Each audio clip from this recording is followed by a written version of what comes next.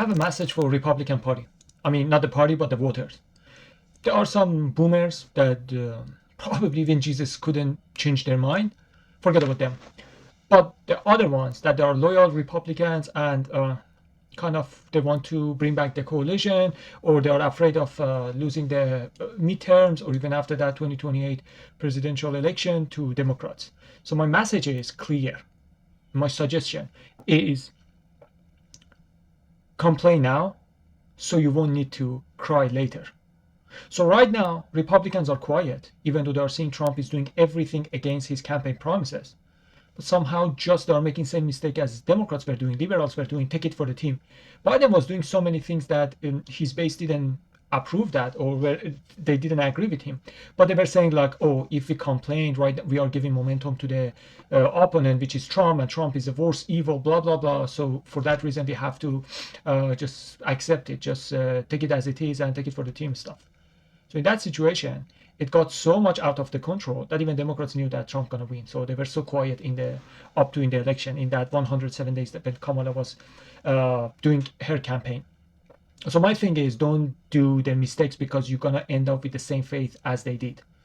So right now, Democrats love it. You keep trying to keep your head into the sand to not see what's going on around yourself, and you lose the momentum. So what happened to Democrats going to happen to you on midterms and on the election. And especially, this is very consequential. The reason it is because if in the midterms, we know that Democrats going to win the Congress because always it happens, and the midterms, whichever party got the House, White House, the other one going to get the basically the Congress. Like there has been few exceptions, but in general rule it is like this is what happens normally. But this time now we are talking about the Democrats going to win the Senate as well, and if it happens, it means Trump won't be able to do anything particular. And then for sure we know that he's going to complain that, oh, I wanted to do that, Democrats didn't allow that, but everyone's going to say, shut up, because you had 2 years to do that. You had Supreme Court, you had Congress, you had Senate, you had White House, you had everything. And also you had the popular vote. So what's going to happen is like the Senate and Congress going to go to the Democrats, and they're going to stop Trump, and Trump cannot do anything, but also doesn't have any excuse to say, oh, I wanted, but they didn't let me, because why didn't you do right now instead of going to war with Iran? And then so it means Trump cannot even build the momentum for Republican Party for 2028 to have any chance to win. Okay, so all of them, if you right now don't say anything, you're going to lose the Congress for sure. But you Republican are going to lose Senate as well. And then it's going to make everyone remember Trump, that how bad he was. Then it's Republicans going to lose 2028. So if you're going to complain right now, it is the time till November. So he could get back, retrace whatever he has done, and fix some damages to give hope. So, okay, I'm going to change. Because with this direction that you are going, you're not going anywhere. So instead of right now being quiet, and then after Democrats win and destroy, or whatever they do that you don't like it, and cry later, complain now so you don't need to cry later. Today is the time to complain, not tomorrow to cry. Like I'm saying, like it's as it is.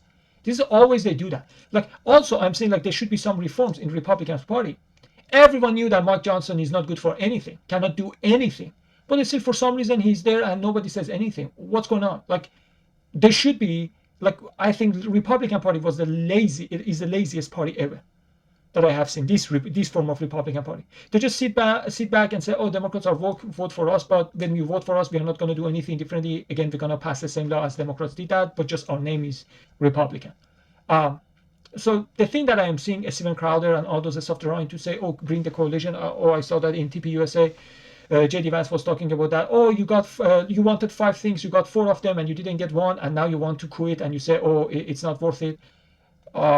First of all, no, we didn't get anything. Like if you're talking about the border, we didn't get the wall, we didn't get mass deportation, we didn't get anything. If you're talking about the gas price, we didn't get good gas price. It's even higher than Biden time. We didn't get the jobs coming back with the tariffs. However you wanted to do that. It's not my job to set a tariff, how to apply the tariff on other countries, to apply the pressure to our companies to come back to our country. It is your job. We voted for you. So it's not my problem that it didn't work out. You said you're going to do that. We trusted you. And jobs didn't come back. And still we have so many homelesses. We don't have insurance. We don't have anything. So it's not like you wanted 5 things, you got 4 of them. No, we wanted 5 things. Not only we didn't get any of those 5 things, but also we lost a couple of stuff that under Biden we had. Like under Biden, stock market wasn't crashing. Under Biden, at least gas price was cheaper. Under Biden, they were making so, especially in the last couple of months up to the election, Biden was making so many jobs. But just because he lost so bad, like Ukraine, Russia war, Gaza, Israel and stuff, nobody talked about that. But actually, he created so many jobs. So not only we didn't get any of those 5s, we lost a couple of stuff that we already had from the Biden. So basically, not 0 from 5, but -2 basically. It's so bad. I'm saying, like, but to say that, all right, but think about that. The alternative, like, why don't you understand? Why can't you read the room? We have passed that point to just fearmonger us. Oh, we are not the other ones, so vote for us. At least we are Republican. At least we are pro-life. The other one, they say, at least we are pro-choice. At least we are not racist like Trump or those white people. We are done with that. We are done with these slogans that the situation is getting worse and worse and worse, and we are just voting for the party. But I thought the coalition that voted for Trump, first of all, with that coalition, Trump couldn't win. That's for sure. So Trump thinks somehow like whole country, they were people, they were obsessed with him. No, there were so many people who couldn't stand Trump, but they had to vote for him because Trump promised them what they wanted.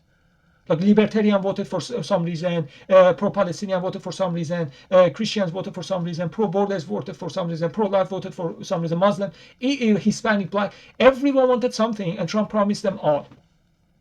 Because of the coalition, he won. So there is no reason they're gonna vote for Trump if they don't get what Trump promised them. That's for one.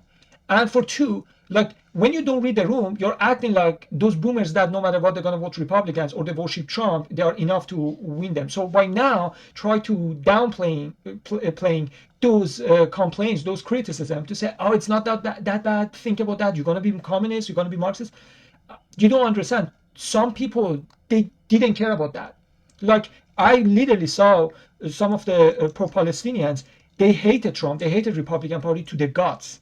But they said if he's the one who would stop that war, genocide, I would vote for him. I would even put the MAGA hat. Like they hated. They were Republican. They were lifetime Democrat, liberal, but only for that issue they voted.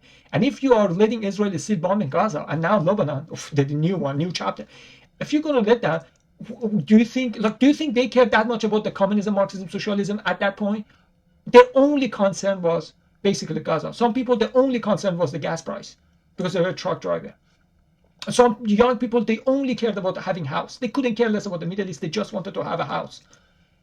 And if to say, oh, yeah, those catnips that you are giving works for the boomer, take it for the team, Republican Party, hooray, stuff, that works for them. But to use that tactic for those people who couldn't care less about the stuff that you're saying, they don't know anything about that and they cannot care less, to use that tactic on them, it's pointless, it's useless, and also it is stupid.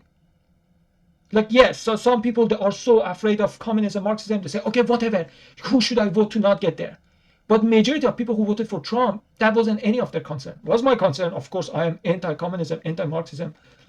I'm national capitalist, basically. I'm nationalist, anti-globalist, and capitalist, anti-communist. But so many people, they didn't care about any of them. They cared about only issue, the single issue that Trump was promising. So right now I'm saying, instead of trying to say, oh guys, there's nothing wrong, that's okay, just look around, look over, you didn't see anything, it's gonna go away. I'm telling you right now, this is stupid tactic is not gonna work. You're gonna lose everything and then you're gonna cry later. So instead of crying later, complain today.